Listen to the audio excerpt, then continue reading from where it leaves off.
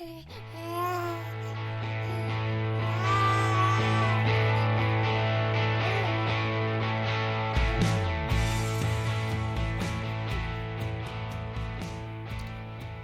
to the Aging Well podcast. I'm Jeff Armstrong here with Corbin Bruton. In this and the episodes that follow, we will share candid discussions on aging and hear from the experts. We are here to inform and encourage as we experience, aging. Liam Neeson describes the book as, quote, a truly brave, enriching memoir that will take you on a global adventure. And in this episode, we are joined on an epic global adventure of aging well with Niamh McAnally, the author of Following Sunshine, A Voyage Around the Mind, Around the World, Around the Heart.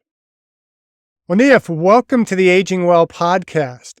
I normally begin these interviews by asking our guests to tell us a little about themselves. Yours is a really fascinating story that's told in your memoir, Following Sunshine, A Voyage Around the Mind, Around the World, Around the Heart. When I read the line, I knew my life would become the sum of my thoughts. My experience would become the result of my choices. I knew I would enjoy your story.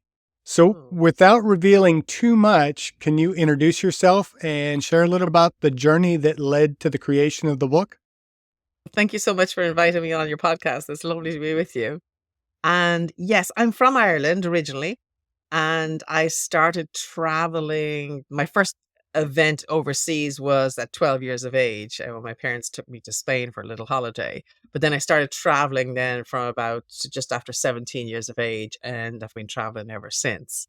So one of the reasons that the book Following Sunshine came into being was part of the journey of going on these travels as a volunteer and the life lessons I learned as we went along. How did your travels around the world influence your perspective on aging and personal growth? Great question. One of the things that I've really learned from that in terms of how we age is, partly I kind of think, well, my mind is ready to go. Not always is my body like still up to speed to do some of the stuff. But I think part of it was for me was that I learned never put something off, never put off a dream. To do it today, that's all we have. I mean, there is only now, and there isn't a tomorrow until we know we're in today. So that I think that as I get older, I think that's one of the most important things for me. When a notion pops in my head, I act on it. You know, when you're younger, you kind of go, yeah, that'll be something I'll do tomorrow. I've got time. And we didn't have any more time then than we have now. It still could have been our final days on earth. But I think the closer we get as we're aging, the more we realize, oh, Lordy, we should do these things. Well, how do you define the concept of following sunshine in the context of what I tend to refer to, and what we refer to a lot on this podcast, as well-centered fitness, which is the spiritual, the physical, intellectual, the emotional, and social wellness? For me, it starts in the mind, which is the whole first part of my book, which is A Voyage Around the Mind. It's a mindset. And I was very lucky to learn early on in my life that anything is possible and you can create your own existence and your own reality and the life you want to lead. That's not to say that you can sit back and it's the entire law of attraction. You sit back and wait everything to come to you. I think that you can create it and sort of be clear on your purpose and what you want, then take whatever those baby steps are towards it. And that keeps you motivated in terms of your mind and spirit. And I think a lot of times we allow other people's fears to infect us and maybe prevent us doing the stuff that we really want to do. And I think that's one of the lessons I've learned now, to really listen to my gut, because it's never steered me wrong so far. That's awesome. Baby steps is kind of one of our general themes as well, taking those baby steps towards everything that you are doing and encountering in life. What are some of the most transformative experiences that you encountered during your voyage? I would say a lot of my voyages were down in the South Pacific on some small islands where you could say that the people were less affluent than some of the Western countries. And what I learned, we're all essentially the same. Regardless of the culture we grow up in, we're all essentially after looking for love and wanting to be loved. I think that was a driving force behind everybody I certainly met. But the other thing I learned was that just because people do something differently in another country doesn't mean it's wrong. It's just their way and their culture. And you can learn a lot about yourself as to how you react to that. And I'll give you an example. I was down in Vanuatu on a volunteer project for the turtles. Part of it was to be adopted by a local family. And it was Mama Cecilia was my mom, who's my for this month that I was there. And I had a little girl sister, Fabiana. And one day she was making bread and she was throwing a flour onto this wooden bench that we would normally think is a picnic bench, but this was really like a lean-to version of it. And then she said, come on. And she started asking me questions like, where did you get your sunglasses? Or how come you don't have a husband? And like these kind of like bizarre questions, right? And she said, well, I did have one. I don't have one now. She goes, did he die? And I went, well, no, actually, I got divorced. And she goes, oh. And then she had to think for a little minute. Eventually she goes, well, how will you find a new one? Yeah, do you know what I mean? That was the family unit was so important. But anyway, so we went into the inside of this hut, which was a kitchen, and she throws on the bread and everything onto the fire and with hot stoves in her hand and puts that on. And the similarities I'd noticed between her and my own mother, who used to break bread in Ireland when I was a kid, I thought they're essentially the same human being. They're both the mothers and the center of the family, the heart of the family, if you like.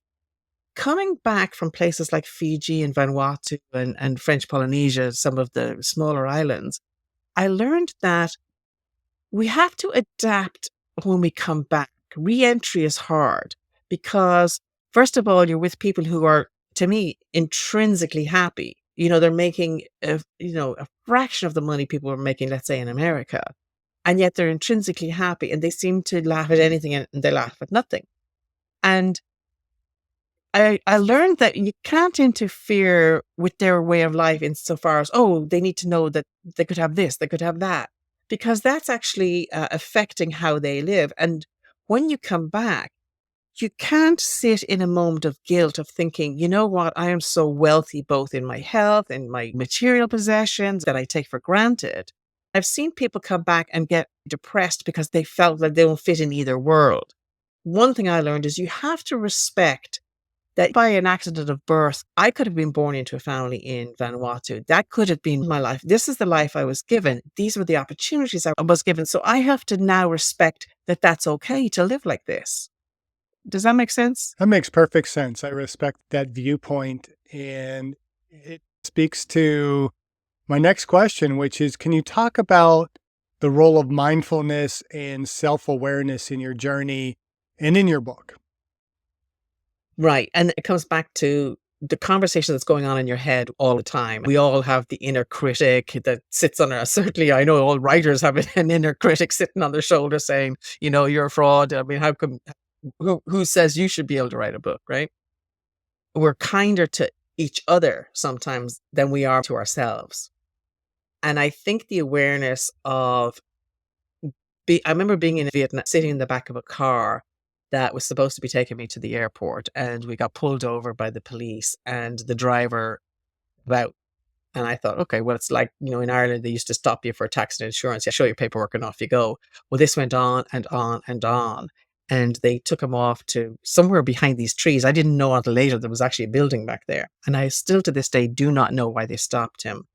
And I ended up, I think it was best part of an hour, if not a little longer. I was sitting there and I could feel my psyche trying to get scared, and I just thought, okay, this was this fear sneaking up. And I said, okay, what's going on right this moment in this second in time? And I'll tell you what it is. I'm sitting in a car.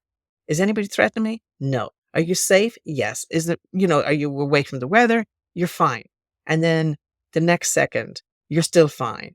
And I think part of the mindset is if we jump forward into the future and start worrying about the what ifs, this could happen, that could happen, we're not really present. And if we're not really present, we're not actually open to the whole experience that's coming our way or the gift that's in that for us, Yeah, I've adopted, rather than saying carpe momento or carpe diem, I say carpe momento. Nice. It's actually the title on my blog that I occasionally write. I really love that kind of mindset of just thinking in the moment and thinking about the choices that we make and how is that impacting our future, the next steps, because whatever happened in the past happened. It brought us to where we are. And I wholly believe that good or bad circumstances in our past have brought us to the moment we are in for what we're going to do next and where it's leading us and where it's causing us to interact with other people, because that's impacting their lives down the line as well. And it's always a matter of choice. And we have that choice to be happy. I know that's a hard choice for some. They want to be happy, but circumstances make it difficult. I think we Americans, we want to be depressed with all that we have. It's almost a choice that I shouldn't be happy because I don't have as much as everybody else. But in reality, we have so much more than everybody else. Oh my goodness, yes. I totally agree with you on that. And you have to like again, first of all, one of the biggest things about traveling is it really teaches you gratitude. I think if you can live in a state of gratitude, it doesn't necessarily have to be about wealth. It can be your health, it can be anything. If we stray off that, that's when the fear starts coming in. I'm on a personal quest to change the spelling of gratitude to have 2 T's. So it's an attitude of gratitude, Love it. so that it's more of an action rather than just a description of our feeling in the moment. We have to have that attitude of gratitude, that we are actually conscious about being grateful for what we have, what we don't have, what we will eventually have if we keep working at it, and so on. Mhm. And there's so many different ways to tap into gratitude. I was on an airplane the other day, about a week or 2 ago, and it wasn't going well. One of the talks I give is on the habits that you should develop in order to make travel an opportunity for personal growth, right? And I'm sitting there on this plane. This was not gonna and this what we were taking off. Literally, the nose was about to come up, and next thing they slammed on the brakes, and it was an aborted takeoff. We were back at the gate. We were sitting there, what's going on? And in that moment, I'm thinking, when I get on an airplane, things aren't always going to go according to plan. But I can be grateful for all the guys that showed up, not just the crew that's on the boat, but the guys who came to fill the plane with fuel, the guys who were at the gate checking people in. There's so many people in the street, even people you don't see, that are in the string of making things happen for us, for you, that we can be grateful they all got out of bed today and made it happen for us. Do you know? Oh, absolutely. That reminds me, you speaking of Ireland, I have not traveled a lot abroad. My wife has a lot more than me. Last year, we finally took a trip to Ireland, Scotland, which is my family heritage. The Armstrongs are one of the border clans of Scotland. We have Irish history and everything else. So we went into to Dublin, Glasgow, Edinburgh, and a bunch of places around there. But as we were leaving Portland to fly out there, we had to go in separate flights because my son has the same first name as I do, which makes it very difficult, even though we have different middle names. They can't seem to accept 2 Williams in a flight reservation. So we're on 2 different flights. So it's me and my daughter flying and my son and my wife flying separately. My daughter and I get to the airport and find out our flight was canceled. Oh, And here we are. We have to, my wife and son are already along their way. We have to figure out how are we going to be connecting. We're going all the way to Ireland. And the woman who was working with us, I believe it was Delta Airlines, did a phenomenal job. I wish I had her name to give her props right now, but she ended up getting us on an earlier flight, got us there sooner in a more comfortable journey. And my daughter was so excited. It was like, this was meant to be, Dad. Like, you're right. absolutely. Yeah, absolutely. And then that it also comes into the mindset as well in those situations, rather than, my phrase that I use is, rather than why is this happening to me, is why is this happening for me? And to start looking for the gift in it. You know what I mean? And sometimes we don't know what that gift is right away. Like you didn't know immediately, but then, wow, guess what? It really worked out. You got instant return on what it was. You got there earlier, got to spend more time. But that's part of, for me, the gratitude idea is that things are presented to us for some kind of gift, some lesson to learn. And I don't believe anything happens, for no reason. Yeah, and I don't believe that gift is always specifically for us. Everything that happens in our life is supposed to be for us. And if it's not good, it's a punishment of some sort. And if we really examine our whole trajectory in life, we're going to see how we've interacted with so many other people and where choices that we've made, good or bad, have brought us to a point that maybe doesn't seem to have impacted us, but it's impacted tons of other people. Moving out to Portland 16 years ago, there's been plenty of times while we've lived out here, as I look at both my wife and I took tremendous cuts in pay, the opportunities that I had in previous teaching positions that I had, and where I'm at right now. It's easy to say, oh, this was a stupid choice. Why do we ever move out here? And just to lament the whole thing. But then as I look at it, it's like, I'm not here necessarily for me, but for my kids. And I look at the opportunities that my kids had. And I love using the term opportunity. And I love that you use that. Yeah. The opportunities that my kids have, would they have had those same opportunities had we stayed where we were? I don't think so.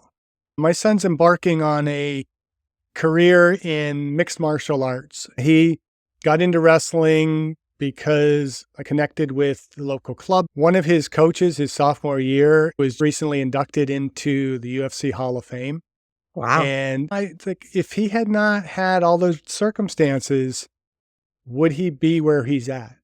And so I can go on, but we're here to listen to your story, not my stories. But you're absolutely right. It's that butterfly effect, isn't it? Mhm. One action here can have it, and you may never know.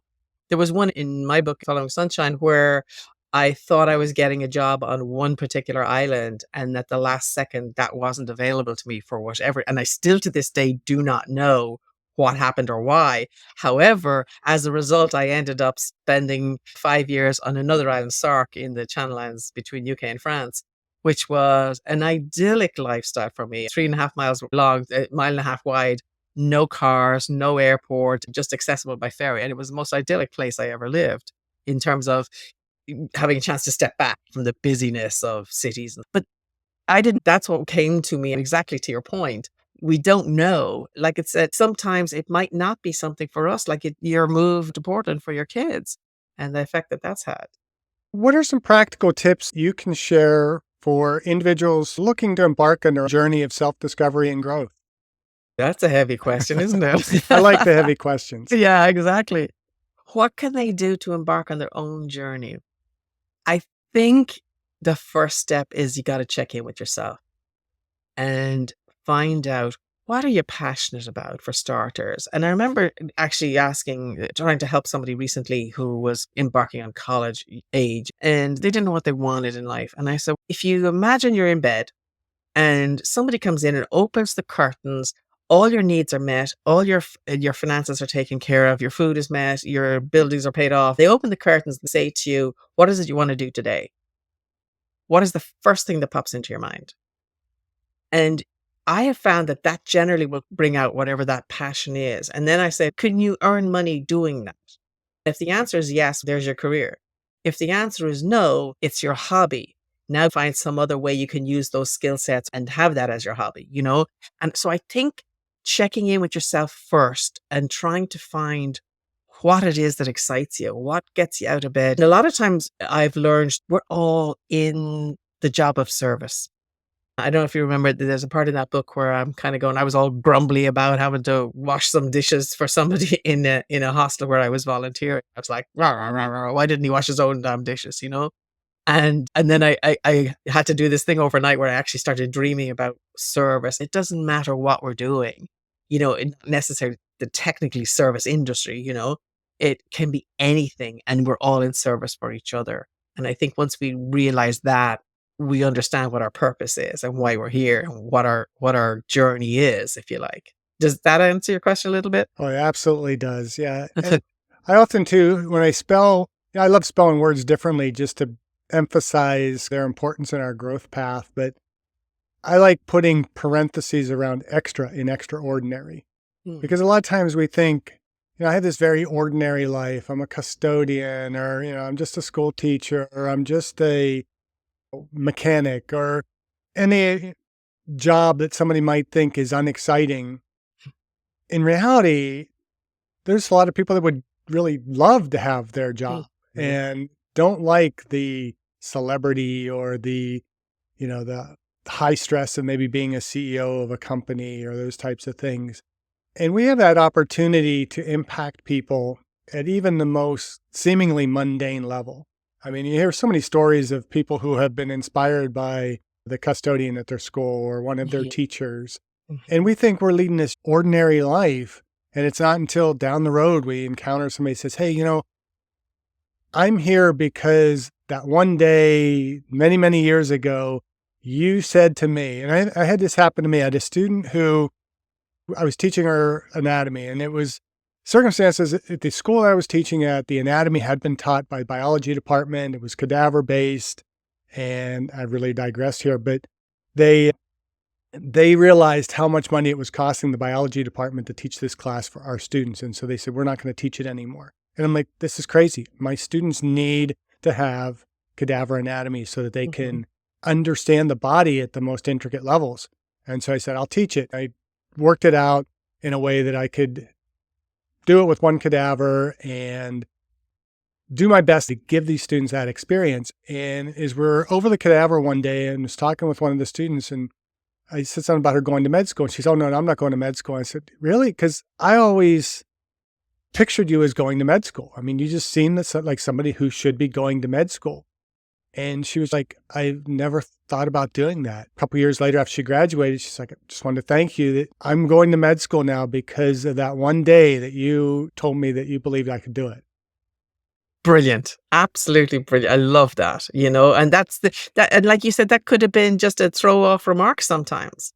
I was just thinking while you were talking, while we're playing with words, you started first, right? I always start things. But I think that one word, just, if we could take that out of our vocabulary, because that just puts a derogatory attitude on stuff, doesn't it? I'm just this, I'm just that. If we could get rid of the word just, I think I am this, I am that, I am going to do this, I am doing this. I think that would make a big difference. But you reminded me of the guy, I worked in the hospitality business at one point down in Key Largo. I was just after coming out of a breakup that I really thought was going to be the one. And this, I was really boohoo stage, right? It was the night shift. And the bellman comes over to me and he goes, you know what? We were born by ourselves and we're going to die by ourselves. So get over it. And I kind of thought, yeah, at that stage, you're always looking for the one. Who are you going to marry? Who are you going to be with? Later in life, I realized I had married the wrong person for me. Because there had been no divorce in Ireland, I couldn't give myself permission to leave the marriage until eventually one day, one counselor said to me, I'm not telling you this is the right decision for you. You have to make your own decision. But if it is your decision, why wait one more day to be happy? And that was like giving me the key to get out of jail. It suddenly allowed me to give permission to myself. Now, I've since kept in touch with her, but there are instances and people like that in our lives that pass through, and we pass through other people's lives and might have said something like you did to your student. And we've no idea the impact it's going to have on them. I think so often about the timing of circumstances. I was working in New York near Rockefeller Center. My now wife was working within blocks of where I was working at the time. And we very likely crossed paths on those sidewalks in New York City at some point in those couple of years. And we never met. And it wasn't until I was in Michigan working at Eastern Michigan University. She was working for a company headquartered in Western Michigan. And they were trying to pressure her to take a promotion. And she's trying to convince herself that there's no single guys in Michigan and finding an excuse not to take the promotion. We were both on Match.com. She's in Virginia. I'm in Michigan. She came across my profile and there was something that caught her attention. She put it aside, but it kept coming back to her. Finally, she sent me a message saying, hey, came across your profile. Too bad we'll probably never meet. I just wanted to say I like your smile or whatever it was. I wrote back and said, well, you never know. My dad just moved down. They had lived in New York for a while and then they moved down. His wife took a position in the DC area and they were living in Arlington, just miles from where Pam was living. And I was going down that summer. So I said, you never know. I mean, my dad just moved down there. And so we started chatting back and forth and really hit it off. I visited later that August. We had, of the 5 days I was down there, we went out 4 times. She met my dad on the second day, on the second date. I was at dinner with my dad and his wife, and she wanted to do something. I said, well, why don't you have dinner with us? And I'm like, what am I thinking? Introduce. My dad's he was kind of a funny, crazy guy. I mean, and what damage could they do to this relationship? And, I got back from that dinner and my dad's like, don't F this up. He said, she's a keeper. And my Mm, dad never uses that word. And so when he mm, underscored it with that word, it was like, okay, mhm. this is something I got to keep pursuing. And so it was like, what were the chances? And if we had met earlier, again, going back Right. to where are my kids at now, I would have had different kids.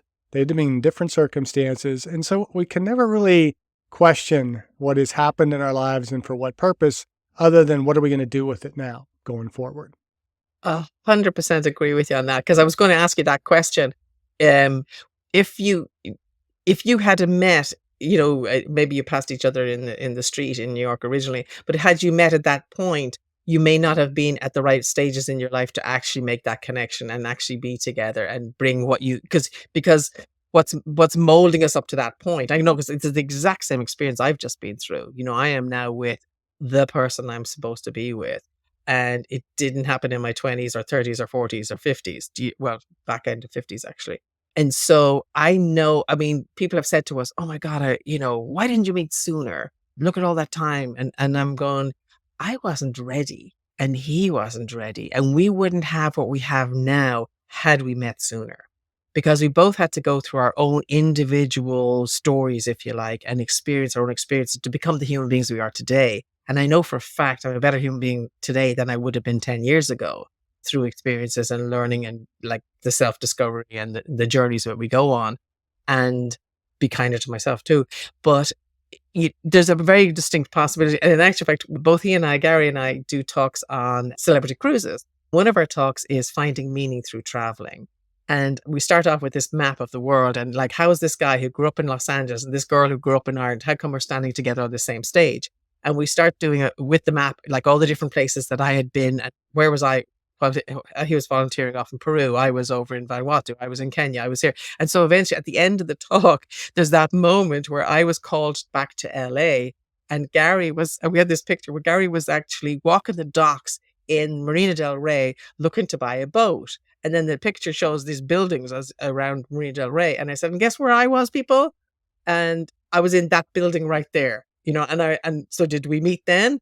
No, we didn't. It was another no, it was another 6 or 8 years before we actually met. Do you know what I Right, mean? It's right. her story, walking down the same side of the street. It wasn't meant to be at that point in our lives. So I'm going to ask you this question early, and I hadn't necessarily planned on asking it, but it's one of those questions, and I get a feel for the person I'm talking to, and it's a question I've been asked a lot. If you could go back in time and change one thing in your life, what would you change? Ooh, that is a very, very tough question. That really is a tough question. And not to make it too trite, but I think what I would change is I would listen to my instincts earlier. I'm trying to think, I mean, yes, I could turn around and say, "Oh, I wouldn't have married that person. I wouldn't have gone here. I wouldn't have taken that job." All those little bits and pieces. I think I would try to not try. I don't like the word try. I would have listened sooner and stuck to my guns on some things, I think. But that said, to the other point is, had I changed anything, I wouldn't have this existence now, and I really like this existence I have right now. It's a very tough question. How do you answer it? I answer nothing. Yeah, there you It's like go. I wouldn't change a thing because even from the standpoint, and I've had others that'll say kind of the same thing. I would want to, you know, get to this thought process earlier or change my mindset earlier. I don't even think I would do that. There were times I needed to be the idiot that I was in life to learn the lessons, to not interact with certain people or to, have some of those what people might regret, but have those life lessons that got me to where I'm at right now. I mean, because certainly if I made some of these decisions earlier, woke my brain up a little bit earlier, maybe Pam and I would have been in a position to be together. That God, would have been almost what, 25, Mm, almost 30 years ago. mhm. But I wouldn't have a 16-year-old and 18-year-old. I'd have probably a 30-year-old and a Right. 28-year-old, right? Yeah, yeah, And yeah. I answer that as just kind of nothing. I have to accept that everything that happened in the past is for the purpose of getting me where I am this moment and for the Mhm, decisions that I have to go further. A friend does this 12-week transformation program for fitness, and she has a number of different speakers that have come on. And since COVID, it's gone more virtual. And so it's kind of neat to be able to mhm, meet people from all over. One of the speakers she had on is a woman who was an early medalist in women's wrestling. She competes in the UFC, and she just gave this phenomenal talk. And I bet if I ask her this question, she's going to come back with the nothing answer. And so Mhm. I asked her the question, and of course, that's what she said, nothing. I wouldn't have these Mhm. two wonderful kids Mhm. if I had changed anything in the past. And Mhm. we got off the call. My friend was like, "Did you know her backstory?" And I said, "No, what are you talking about?" She said, "She grew up in a really rough family life. I mean, there was drug Mm. addictions and, abusiveness and all those kind of things." And so you look at somebody like that, yeah, there are so many things that it would make sense to say, I'm going to change these things, to recognize that if I change those things, then I'm not going to be where I'm at right now. I Mhm. wouldn't have the kids that I have. I wouldn't have the wonderful, in her case, husband that I have right now. Mhm. Things would be too different. It wouldn't be the life I'm supposed to have. Yeah. Yeah, absolutely. And that question has been posed to me slightly differently before. What do you regret? And at that stage, I remember answering that like, well, nothing. Again, like the same concept. You wouldn't change anything. And it was posed to me at the time was, well, that's actually quite arrogant. And like, well, how do you figure that's arrogant? It's like that you didn't regret anything, therefore, yes, you're admitting to mistakes you make, because I think obviously we make mistakes. That's part of our journey too, is to learning from those. But and to that point as well, I don't regret the things that brought me pain in that respect, and again, to that point, like, your life is what it is. You can't change the past. The only thing you can change is today. In 2 seconds, you can change, but you can't do anything yet for 10 minutes time. But it's interesting that you came at that as a I think it's a similar question, but it's slightly different way of asking it, isn't it? Yeah, and I agree with that. You can't have regrets. You're not dismissing the thing you did, Mhm. but you understand that, both you and the person you affected have grown from that in some way. Yeah. And I have a friend who is a regular listener to this podcast, so I can mention Jay. We mentioned him a few times on this podcast before. Hi, Jay. Yeah. Um, Jay and I reconnected through Facebook about a year or more ago, and it ended up he's been deaf as long as I knew him, and he's got other health issues and some things like that, so and he's losing his sight. And so we were kind of communicating back and forth either through messaging in Facebook or maybe we were texting one another. But he's like, "Hey, can you would you mind just calling me? It's a lot easier to just talk on the phone." So I call him and we're chatting. We talked almost every week for several weeks after that. And we still, pretty regularly call. But he's like, "I'm trying to put a face to your name again." We were in the same homeroom for 4 years in high school Oh, too. really? And he was like, "I don't think you were one of the ones that picked on me when we were younger." And I said, "Well, Jay, as a matter of fact, I was, Oh. but that's all in the past." And that's how he looked at it. We're different now. We've grown. Mhm. Everybody grows up. And he Mhm. has a really great attitude about that. And, would I wish that I had not said or did some of the things that I've done in the past? I have lead in my hand from picking on a kid in 8th grade. Well, I'm going to sound like a really, really nasty person here, but I have lead in my hand from picking on this kid that was sitting behind me, and he stabbed me with his pencil. And that lead is still in my Ow. hand. And so I use that to point out to my kids about, making fun of kids or picking on kids. And it ends up that, years later, I have a friend who I had met when I was in Texas. She's from Arizona. She posted a picture on Facebook, and I'm like, I know him.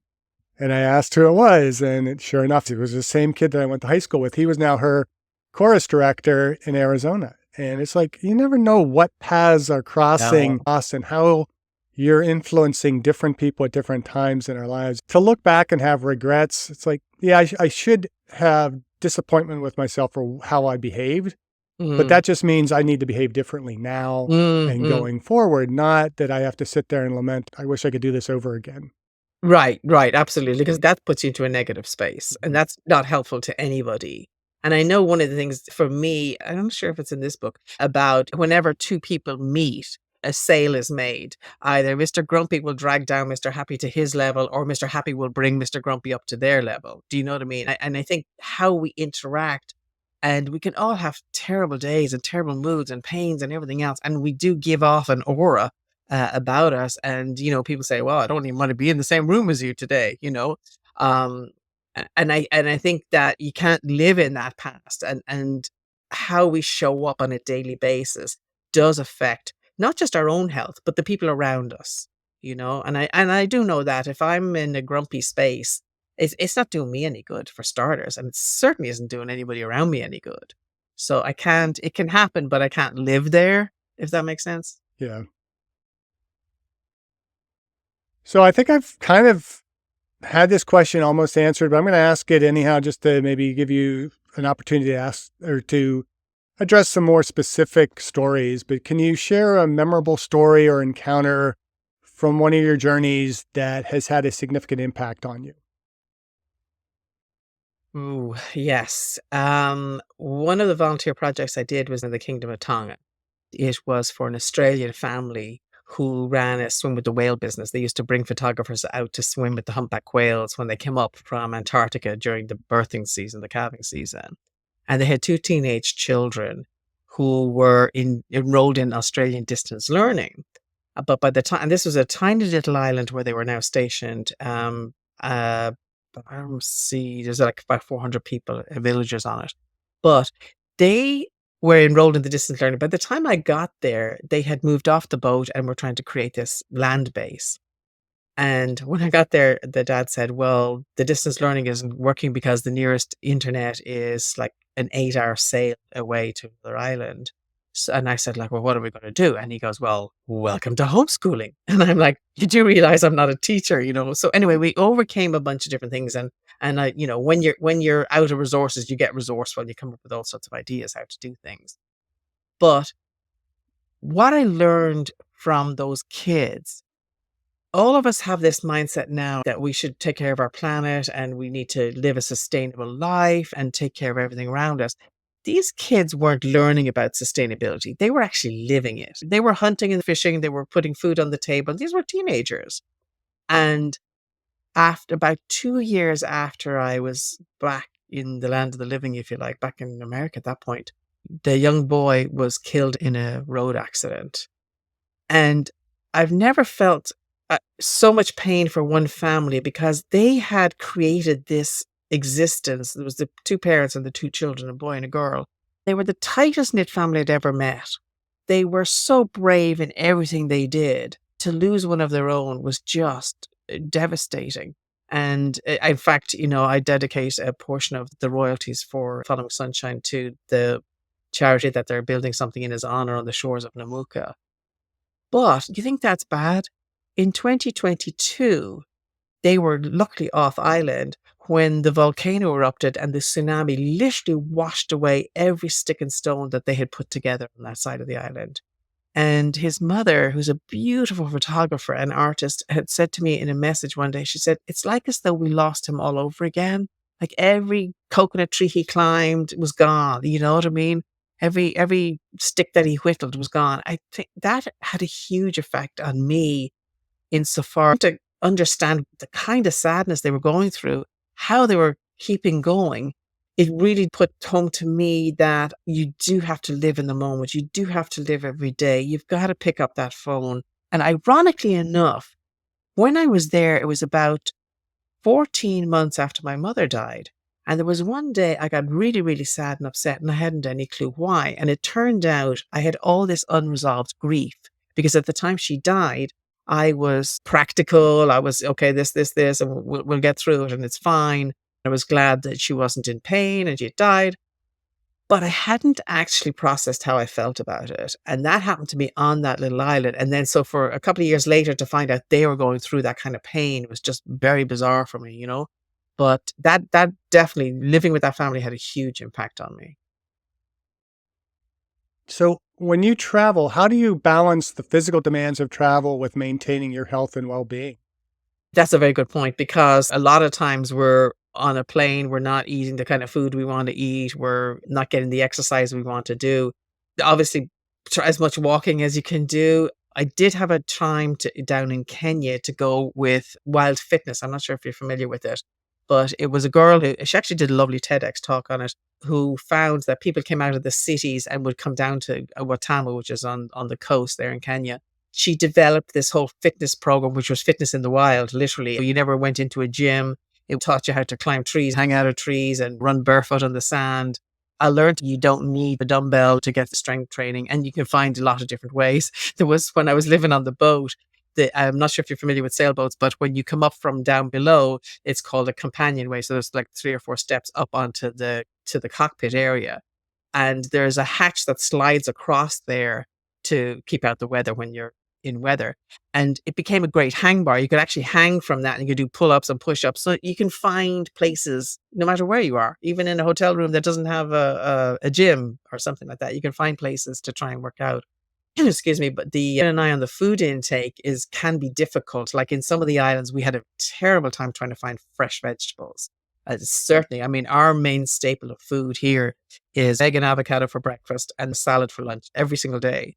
Trying to find lettuce in the Bahama Islands was just impossible. So you try to adapt and get your greens wherever you can. So it can be tricky, but if you have a little bit of planning and a little bit checking things out ahead of time, you can try and keep on track.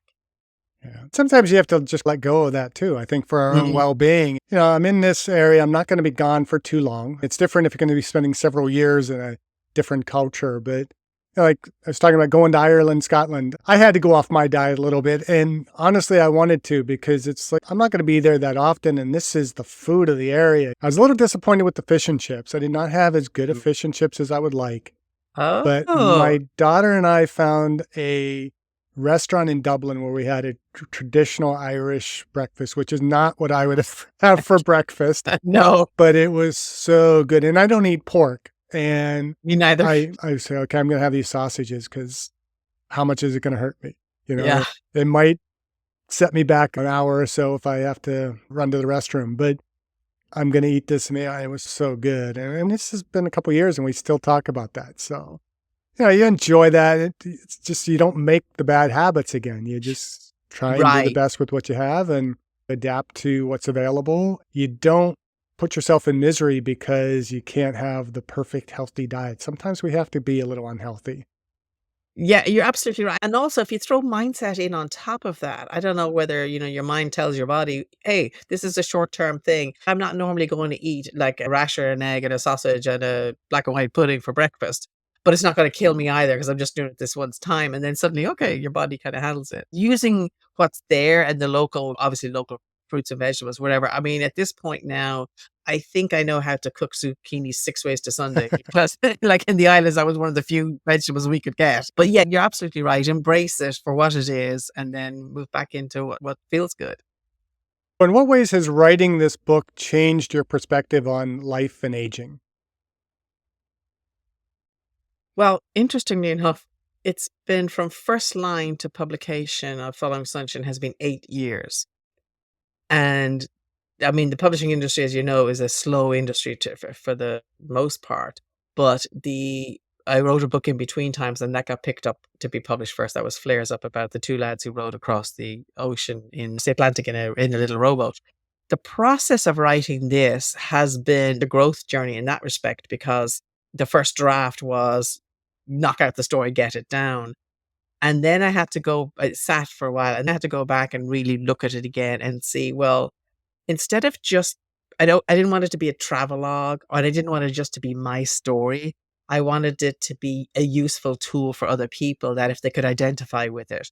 So I would go back and I would look at certain scenes and say, okay, well, what was the lesson to pull out of that? Or what was the experience that I had that might be relatable to somebody else? And so from that point of view, the the process of that 8-year process, if you like, from start to finish, really taught me about persistence, and that if you can keep going, and even that within aging, like for instance, I have trouble with sciatica now, for instance, which is a real pain, as you can imagine. And now I know that, yes, that's going to keep coming back unless I do my exercise, stretches, this, that, and the other. And yesterday or day, no, a couple of days back, I'm working on the computer, and all of a sudden I've lost the feeling in my two fingers, the ring finger and the little finger. And now apparently I've got an ulnar nerve trapped somewhere, those kind of little things in terms of aging. I really have to pay attention, and so I was told, well, sleep with your arms straight. And I went, okay, so I've been doing that for the last couple of days to see.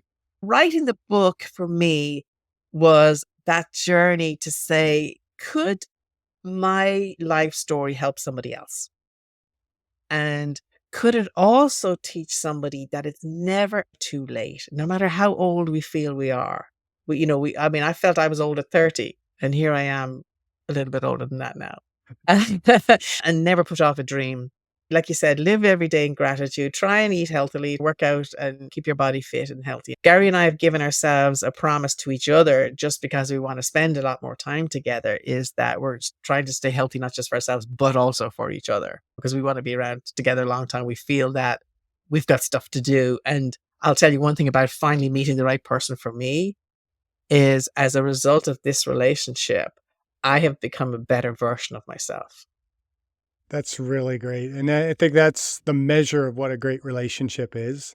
Mhm. And I think that's why the book is both entertaining and inspiring. Oftentimes we don't get both in anything that we might read, but when it's more purposeful, where it is intent to take our stories and to use that to inspire people, then that's where it really captures us. I think you might have already answered this question, but what advice would you give to someone who feels stuck and uninspired in their current life situation? Right. I kinda did touch on it a little bit about being in the bedroom and opening the curtains to find your purpose, and purpose can be a big life purpose, but it also can be, "I need to cross the street." I think to become unstuck, first maybe identify what does stuck mean to you? What does that actually mean? Does it mean you're not where you think you ought to be, or you think you're not where you should be, or you're bored with where you're at, you're not being challenged, you're not challenging yourself, the creativity is not coming through. So I think defining stuck first for you, what's stuck for you. For me, stuck would be not learning something new every day and not fulfilling my ultimate mission. My ultimate mission is to make somebody laugh every day. The beauty of that purpose and mission in life is that I can never fail because by the end of the night, if I go through my laugh list, what was funny today? Who did I make laugh today? Oh, nobody. Oh, this is a bad day. But before the end of the night, before I go to sleep, I can make myself laugh. I can tell myself a joke or whatever. So I can never fail at this mission. So that's my newest mission in life is to make somebody laugh every day. I always make myself laugh. Nobody laughs at my jokes, but I can make myself laugh all the time. So Yeah, I used I to do that call pretty well. I call myself auto-amused. There was a time when I was first on the sailboat with Gary and I was in the little quarter berth and had a door and he was up in the forward cabin. And I would be like going through my laugh list and I would be like cackling away. And he goes, "You do realize I can hear you in there and you do sound quite crazy." you know? I'm kind of at the point now in the interview where I ask you the question we ask of all our guests. Can you define how you define what it means to age well? And what are you doing personally to age well? Aging well to me means you feel like you're living a fulfilled life. And that you have a reason to get up and that you're in service both for yourself and to somebody else. And to feel that sense of fulfillment and that sense of joy, both aging in mind and body. I think that's all together. And again, it comes right back to that whole concept of gratitude. In terms of aging physically, well, we've already decided I'm decrepit now. I've got a sciatica nerve going on. I've got an ulnar nerve going, and they're on the opposite side of my body, which doesn't help at all. I can do an awful lot more in terms of aging well now. I'm really working on food and diet and intake and getting our exercise on a regular basis. While I have impacts that are hard on the ground, I'm trying to get into the pool and do some boot camp here in water aerobics. It's not just la la la la la. There's one that's like serious boot camp water aerobics, which I really love because I love the water. I mean, I swam and I used to teach scuba diving and everything else. So I love being in the water. Sounds like you are aging well. Well, what is it? Don't they do a test to tell you what your biological age is versus your chronological age? Yeah, that's an opportunity for me to plug True Diagnostics, who is we're an affiliate of them, and we actually can offer a discount. It's a 12% discount for their testing. We had their co-founder on an episode recently. I did the test and they went through all of my scores, which I found out I am aging well, which is good. Nice. And I have her coming up on a upcoming episode, probably be airing in early September, they've just kind of expanded what they do and actually do.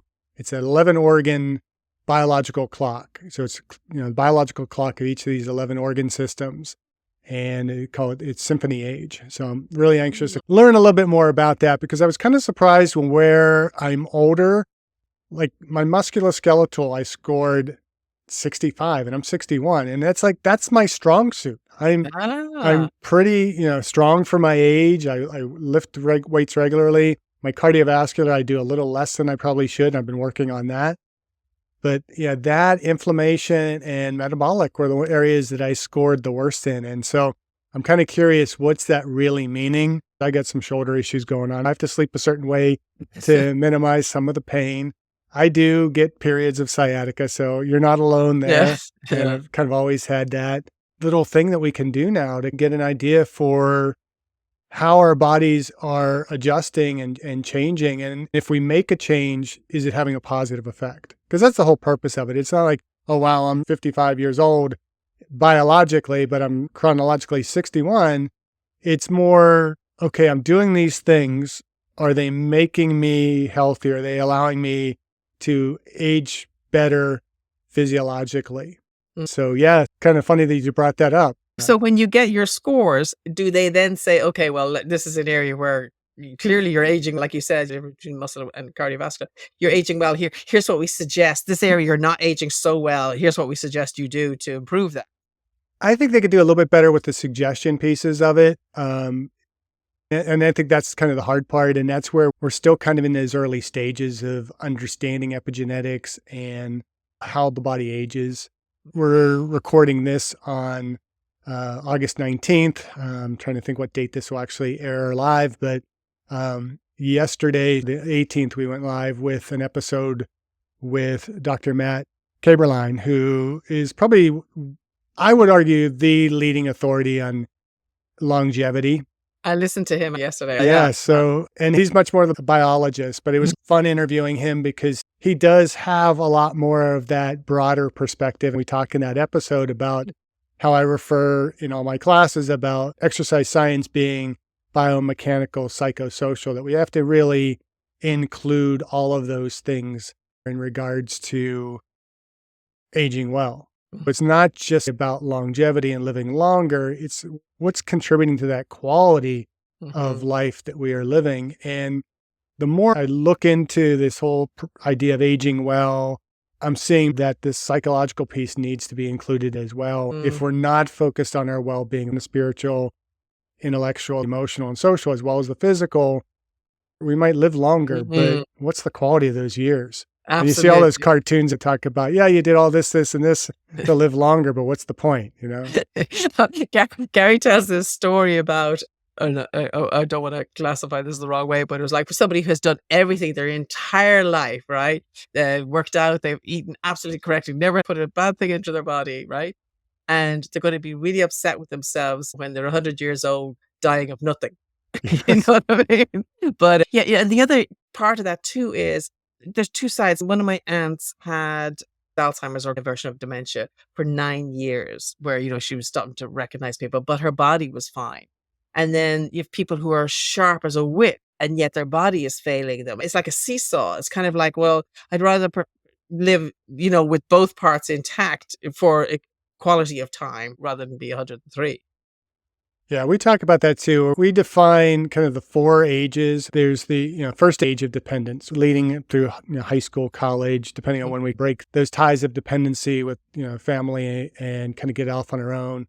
The second age is when we're working, we're productive, we're having families, and we're doing all those types of things, preparing for retirement.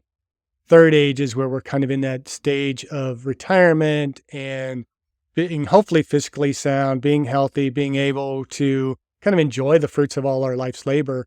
And then fourth age is that age of decrepancy and decline. Mm. And ultimately, we really want that fourth age to be a matter of ideally minutes, if I was possible. just gonna say, I hear you. Yeah. I would hope that my dying breaths are going to be a little bit longer so I can maybe say goodbye to people. It's not like I'm just going to keel over with a heart attack and suddenly die. Right. But we want it as painless as possible. Mm. We want to live a full and fulfilling life, for a long period of time. But if we're not preparing financially and then we have this very long, prolonged life, eventually things are going to break down as well. And so there's a lot more that goes into aging well, how long we want to live and what quality of life we want to have. It's that balance of quality and quantity Mhm. that goes into how we age well. Mhm. Well, I can see you and you're looking really good, so you're aging great. I got good lighting in this setup that I have now, and trying to age great. I mean, I think I could do better, and that was the funny thing in my interview with Hannah Wendt. She said often when we are talking to people about their results, we're not talking about people that have such good results, and yet people who want these tests are always asking, "What can I do better?" Mhm. That's kind of where I'm at with it. How can I change my diet? How can I live a little bit better so that I have better relationships, have more fulfillment in life and doing all those types of things. And so we can always get a little bit better. When I talk about well-centered fitness, I refer to it as an asymptote, that it is something we're always targeting toward getting to the center of that target, but we never get quite there. And we make changes in our lives. We start getting closer and closer to that target. Ideally, we're working in all those 5 dimensions, getting those more and more refined as we progress through the stages of life.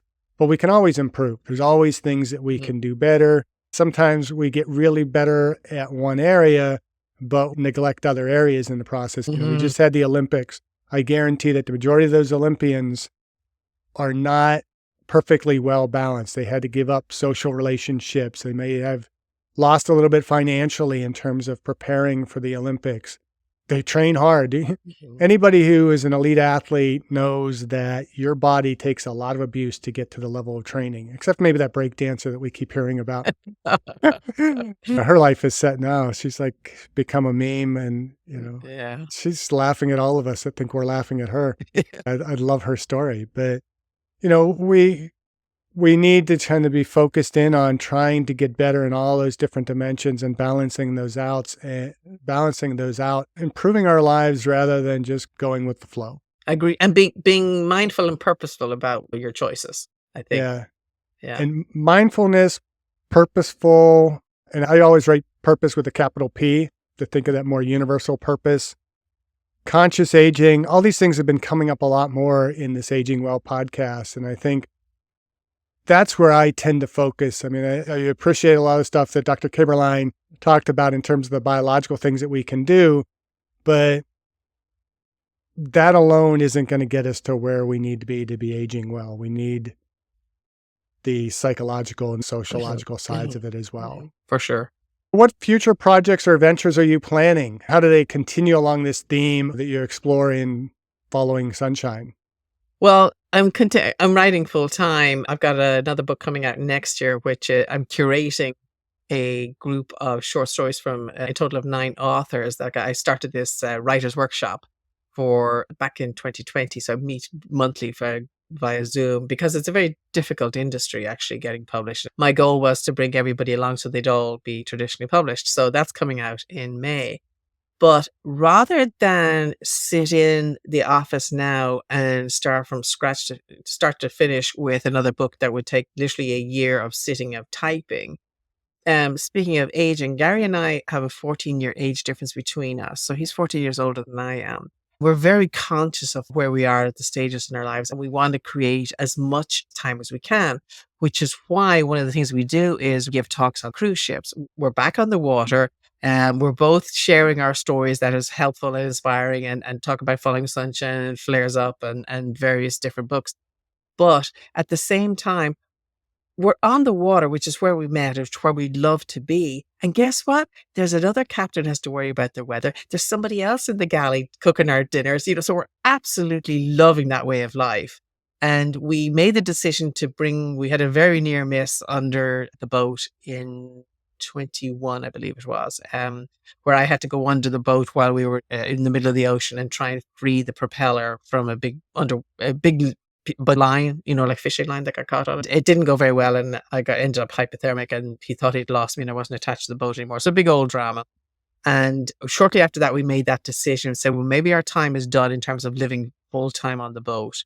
Maybe it's time to come back ashore and take it a little bit slower. So we actually brought the sailboat back to America and we sold her. Now we ended up with this great base where we're based in Florida that's on the water, and we've got a little runaround boat so we can go out in the boat. We're really concentrating on creating that kind of a lifestyle that's well for us, that we can exercise together. We can, have our lunches. We have breakfast meetings every morning. He's now the business manager of the Writer on the Water, which is my byline. And we're spending time together. And I think that has been huge difference, in terms of aging well and trying to get, give and receive 7 hugs a day, which is very important for our mental and our emotional psyche. Rather than my shutting myself away and writing another book right at this moment, we're working with being together and writing. I'm doing smaller short stories and articles and stuff like that. Yeah, when you were presented to me, and I believe it must have been maybe one of your publicists or something like that reached out to us Right. about having you on the podcast. It's like, absolutely, I got to have this woman on here because this is a story about aging well. Thank you. I'm glad. And so I hope a lot of people really listen to this conversation, get inspired by it, and realize that whatever stage they are in life, you can jump into it. And it's what do we do next Mhm. that is going to be our story, you know? Yeah. Part of the things that has helped me go, because I've reinvented myself 5 different careers in my life. Part of that has helped me is to really buy into anything is possible. So, Niamh, this has been a truly fascinating conversation. Where can our listeners find out more about you? Where can they find the book? Do you have a webpage, social media? The best place to reach me and find out where the books are is on the website.com, which is a lot easier to spell than my name. So it's www.thewriteronthewater.com. And I'm on all the usual social media, Instagram, LinkedIn, X, and all that good stuff. Oh, you're a bigger person than me for that. I've resisted for so long. And I'm like, I need to find a 7-year-old to teach me how to use it. Yeah, if I ever decide to branch into that, then I'll pull my daughter into this and Right, help me exactly. because I have no Exactly. clue about TikTok. Oh, I've tried 3 times, it does my head in. But again, talk about aging well. You've got to just say, okay, just because it's not what you're used to, you've got to relearn and retool. So that's where I'm at. Is there anything else you want to add to the conversation that we forgot to talk about? I think we covered quite a little bit. I think your listeners were like, okay, she can go away now. I'm sure they're just hungry for more. So if you are listening and you're hungry for more, then go out and buy that book, Following Sunshine. It is a great book. I have not read it in as much detail as I like. I just have not had the time yet. Sure. But what I've read and as I've kind of skimmed through, it's a fascinating journey. And I think it's really great that you have published this. And as Liam Neeson described it, it is a truly brave, enriching memoir. People need to experience this epic global journey of aging well and find their role in it. Because I Mhm. think that's the purpose of your book is not only to tell your story, but to engage the rest of us in finding our own voyage of, as you said, around the mind, around the world, and around the heart. We may not travel around the world like you Mhm. have, Mhm. but we can certainly travel around our local worlds and engage with one another and really find how we belong and connect within this world as we are attempting to age well. Absolutely. And just I'll add one thing for people, and I said it's never too late. Gary learned how to sail at 68, bought the boat, and decided he would take off for foreign shores. When he was 72, he got certified as a scuba diver for the first time on his birthday. So, you know what I mean? So, it's never too late to learn a new skill or to go for it. And I think that has kept him aging well. Well, that's the hope for me then, because I have so many things that I can't do yet.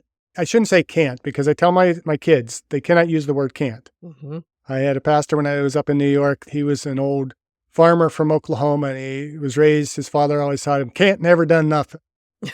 I use that with my students, with my kids. That word can't, if you use it, you're just locking yourself into failure because you're not going to, in fact, you're not even locking yourself into failure because you got to fail, you have to try something. Hmm. And if you say you can't, then you're never going to even try. Hmm. And there's no shame in failure. I tell my kids, go forward and fail. Hmm. Because if you're failing, you're trying new things and you're growing and you're getting better. And so I love the fact that he stepped into those things at 68. So I'm 61. I have plenty of opportunity as long as I keep attempting to age well and keep myself healthy to try new things. Do you realize we've aged at least an hour in the last conversation? But we've done it well, right? I feel like I've gotten younger in this There you go. conversation. Benjamin So, Button. There we go. yes. So we've Benjamin Buttoned this whole thing to the Yeah. end. We'll just close out with telling you to keep aging well.